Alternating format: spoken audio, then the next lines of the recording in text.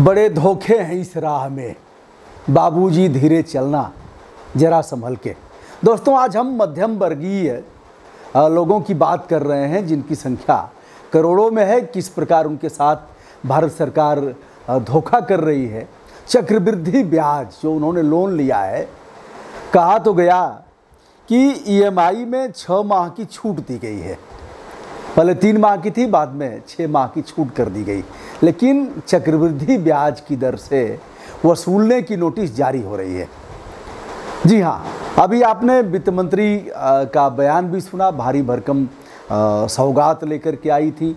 इस सौगात की घोषणा देश के माननीय प्रधानमंत्री जी ने किया था 20 लाख करोड़ रुपए का। और इस 20 लाख करोड़ में जो प्राइवेट फाइनेंस कंपनियां हैं उनको भी दिया जा रहा है। कंपनियां आपसे सीने पर चढ़ कर के वसूलेंगी भी, और 3000 करोड़ रुपए उन्हें दिया भी जाएगा प्राइवेट कंपनियों को, यानी दोहरा लाभ वो ले रही हैं। दोस्तों, मध्यम वर्गीय में आता कौन है? या किसी जातीय आधार पर मध्यम वर्ग का गठन नहीं किया गया है। Middle class family. अब मिडिल क्लास फैमिली में आते कौन लोग हैं? हम अभी जो कर्ज है उस पर चर्चा करेंगे। यदि आपने लिया होगा तो अब तक आप समझ गए होंगे कि चाबुक आप पर चल रहा है और लगातार तलवार चल रही है। आप तो खुश हुए थे, लोगों ने खुशियां मनाया कि भारत सरकार ने एक बहुत बड़ा, और मैंने कभी नाम नहीं लिया है, गोदी मीडिया लोग कहते हैं, मैं नहीं लेना चाहता नाम। वह लोग भी सम्मान के पात्र हैं जिन लोगों ने अपना ज़मीर बेच दिया है। अधिकांश तो नौकर हैं साहब, नौकर की क्या औकात है, अधिकांश नौकर हैं। कई चैनल के रिपोर्टर मुझसे बातचीत करते रहते हैं और कहते हैं सर आप ठीक हैं हम लोगों से, हम लोग तो लिखा हुआ पढ़ते हैं, जो कहा जाता है वही बोलते हैं। यद्यपि हमें बहुलता में लोग देखते हैं टीवी के पर्दे पर, चैनल के पर्दे पर, लेकिन हमारी जो स्थिति है, हम तो केवल जो कारपोरेट घराना कहेगा उसे ही हम करेंगे, वही हमें बोलना पड़ेगा। हमारी व्यक्तिगत स्वतंत्रता नहीं है, और वाक और अभिव्यक्ति की जो स्वतंत्रता का अधिकार है उसको तो गिरवी रख दिया गया है।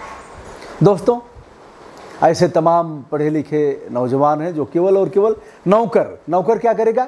नौकर जो मालिक आदेश करेगा उसका पालन करेगा। सर सर सर, ऐसे ही आपने देखा होगा जो अधिकारी हैं, कर्मचारी हैं, इनकी स्पाइनललेस हैं। बहुलता में ऐसा ही है, 99% ऐसा ही हैं।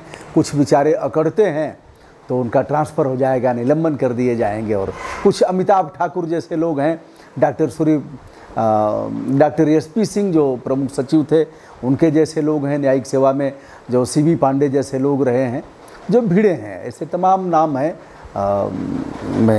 दर्जनों नाम हैं, काफ़ी संख्या में है, जो समय समय पर भिड़ते रहते हैं। कुछ आईपीएस हैं, कुछ आईएएस हैं, कुछ प्रशासनिक सेवा के अफसर हैं, कुछ न्यायिक सेवा के अफसर हैं, कुछ निचले तबके के भी हैं जो लगातार 2-2 हाथ करते रहते हैं, लेकिन बेचारे नेपथ्य में हैं। और कहीं उनको ऐसे स्थान पर, अमिताभ ठाकुर का ही नाम ले रहा हूँ, मुलायम सिंह यादव पर अपराध दर्ज कराया। गोमती नगर थाने में एक आईजी जाता है और वहाँ धरना देता है। मुख्यमंत्री अखिलेश यादव थे, उनके आवास पर धरना देता है। ऐसे अधिकारी हैं कहाँ? आप पता कर लीजिए कि किस जगह हैं, किस जगह पोस्टिंग की गई है। अच्छा स्थान नहीं मिलेगा। जो चाटुकार किस्म के लोग हैं, सर सर सर सर करेंगे, उनको अच्छा स्थान मिलेगा। चलिए, विषयांतर न हो इसलिए हम विषय पर आते हैं। इस मामले पर एवरी मंथ इंस्टॉलमेंट यानी मासिक किस्त की बात जो कहा गया था कि ईएमआई में 6 माह की छूट दिया जाएगा, लेकिन ब्याज वसूला जा रहा है वो अभी चक्रवृद्धि ब्याज की दर से। मध्यम वर्गीय परिवारों की हम बात कर रहे थे। भैया यह न सवर्ण है, न पिछड़े हैं, न दलित हैं, यह सब हैं। अब आता कौन है इसमें? अगर सरकारी सेवाओं को ले लिया जाए तो सबसे पहले सैनिक हैं जो पैरा मेडिकल में है, पैरा मिलिट्री में है, मिलिट्री में है, तमाम इस तरह की फोर्स में है, जो सेवानिवृत्त हो गए हैं, जो सेवा में हैं, तो बेचारे लोन लेते हैं, लोन लेकर के घर बनवा रहे हैं, लोन लेकर के कोई गाड़ी खरीद लिया, कोई और भी काम कर लिया। फिर कौन आता है? बीटेक, एमटेक हैं, एमबीए हैं, एमसीए हैं, ऐसे लोग हैं जो उसी में अध्यापन कार्य से जुड़े लोग आ सकते हैं। जो चतुर्थ श्रेणी के कर्मचारी हैं, तृतीय श्रेणी के कर्मचारी हैं, ऐसे लोग मध्यम वर्गीय श्रेणी में शुमार किए जाते हैं।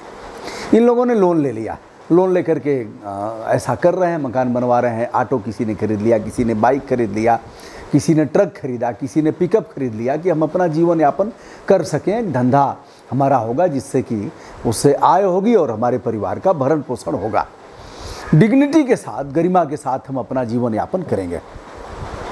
तो अब हुआ क्या, जो उनका ब्याज वसूला जा रहा है, अब उनके समझ में आ रहा है। हमसे कई लोगों ने फ़ोन किया, बिजनौर के आदर्श चौहान हैं, उन्होंने कहा, और कुछ ऐसी कंपनियों में जो काम कर रहे हैं उन लोगों ने भी कहा, ऐसे लोगों ने भी कहा जो इसके शिकार हो रहे हैं। अब इस मामले को लेकर के माननीय सर्वोच्च न्यायालय में एक याचिका दायर की गई जिसमें आरबीआई से जवाब मांगा गया।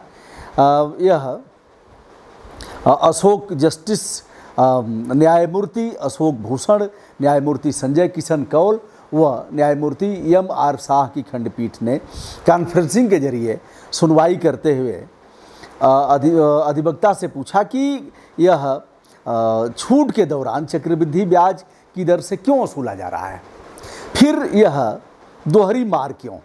इस तरह से मुनाफे में जो चल रही फाइनेंस कंपनियां हैं उनके बारे में भी कोर्ट में याचिकाकर्ताओं ने बताया है कि एक तो 300 करोड़ इनको मिलेगा, केंद्र सरकार दे रही है, 3,000 करोड़ रुपए उनको दे रही है, तो एक तरह से केंद्र सरकार से भी लेंगे और यह चक्रवृद्धि ब्याज के दर से वसूल ही रहे हैं। तो जो मिडिल क्लास फैमिली है वह कहीं फरियाद करने नहीं जाती, भूखों रह जाती है, कहेगी किससे, क्योंकि एक आत्मसम्मान की बात है। तो सबसे बड़ा धोखा उनके साथ है, साथ हो रहा है, बड़े धोखे हैं इस राह में। दोस्तों उठ खड़ा होइए। मैं ये नहीं कहता कि किसी के पूर्वाग्रह की बात से ग्रसित होकर के, स्वयं किसी दुराग्रह से आप ग्रसित होकर के ऐसा करें, लेकिन अगर ऐसा हो रहा है तो आवाज़ उठाना पड़ेगा। यह पैसा किसका है, भ्रम में मत रहिए। बहुत लोग कहते हैं कि आपने क्या किया, ऐसे तमाम लोगों पर होता है। आप कौन पूछने वाले हैं, ये उनके दादा का पैसा है, किसके दादा का पैसा है बताइए ना। हमारे पैसे से, हमारे टैक्स के पैसे से यह चाहे फूल बरसाएं योद्धाओं पर, चाहे बंगाल और उड़ीसा में जाकर के तूफान का दौरा करें। पता नहीं कौन सा चश्मा लगाते हैं साहब कि हेलीकॉप्टर और जहाज़ से दिखाई देता है नीचे का कि कहाँ कहाँ तूफान की वजह से नुकसान हुआ है। कैसा हास्यास्पद, दुखद और झकझोरने वाला पक्ष है कि हमारे पैसे से हो रहा है हवाई सर्वेक्षण। साहब क्या देखते हो हवाई सर्वेक्षण में? 6-7 बार हवाई यात्राएं हमको भी करने का अवसर मिला है भैया, हमको तो कुछ नहीं दिखा। जब एरोप्लेन ऐसे जाती है, ऐसे आती है, ऐसे तो कुछ नीचे की सड़कें, कुछ नदी दिखाई देती है, फिर भवन दिखाई देते हैं, फिर तो कुछ दिखता नहीं। हेलीकॉप्टर का भी एक मानक है ना, कितना, अगर 20 महले भवन है तो उससे और ऊपर ही तो उड़ाएंगे, उसके नीचे दिखेगा क्या, कौन सी तबाही दिखेगी। लेकिन चल रहा है, चलेगा तब तक जब तक आप जाति और वर्ग में बटे हुए हैं, जब तक आप इन ऐसी क्यारियों में बटे हैं कि हम भैया तो दल से जुड़े हैं, हम कैसे कह सकते हैं। अब जो आरबीआई ने गाइडलाइन जारी किया था उसमें यह कहा था कि आप डिफ़ाल्टर घोषित नहीं होंगे, सिबिल स्कोर आपका ख़राब नहीं होगा, लेकिन आप डिफ़ाल्टर भी घोषित होंगे, सिबिल स्कोर भी आपका ख़राब होगा। और जिस बात को लेकर के आप खुशी मना रहे थे 27 मार्च को जो आरबीआई ने गाइडलाइन जारी किया था वित्त मंत्रालय के परामर्श से, उस गाइडलाइन का किस प्रकार उल्लंघन हो रहा है इसे बताने की आवश्यकता नहीं है। तो दोस्तों आइए हम संकल्प लेते हैं कि टोका टाकी करेंगे, हस्तक्षेप करेंगे, लिखेंगे और अपने क्षेत्रीय जनप्रतिनिधि को पकड़ेंगे। होता क्या है, जनप्रतिनिधि को हमने भगवान मान लिया है। हम अपने आंगन से, हम अपने बैठके से, हम अपने बेडरूम से तो यह कहेंगे कि बहुत ख़राब हो रहा है, लेकिन जैसे ही सड़क पर आएंगे और वह माननीय दिख जाएगा तब हम अपनी चाटुकारिता की पराकाष्ठा पर पहुंचते हुए यह कहेंगे, साहब आप जैसा न कोई था, है, न आगे होगा।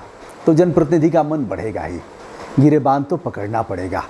जो जनतांत्रिक हमारे नियम हैं, लोकतंत्र में जो प्रतिपादित किए गए हैं, वाक और अभिव्यक्ति की स्वतंत्रता का अधिकार, उसका पालन करना ही पड़ेगा। सरकार चाहे जिसकी हो, हमने प्रतिनिधि बना करके भेजा है। हमने उसे ऐसे नहीं किया है कि जो चाहेंगे वो थोप देंगे।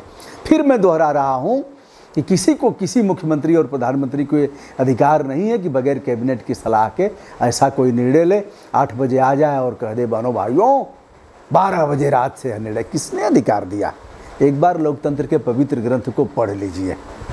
माना कि भूत चढ़ा हुआ है, लेकिन कल तो भूत उतरेगा।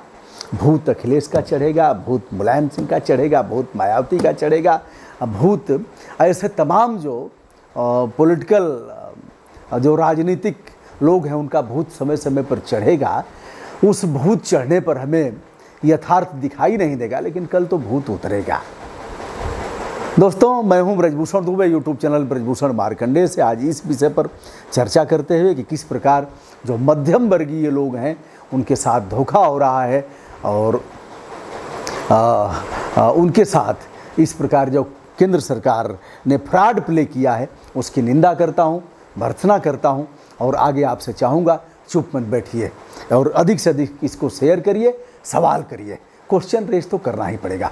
विनम्रता के साथ हमारा नमस्कार स्वीकार करिए। धन्यवाद।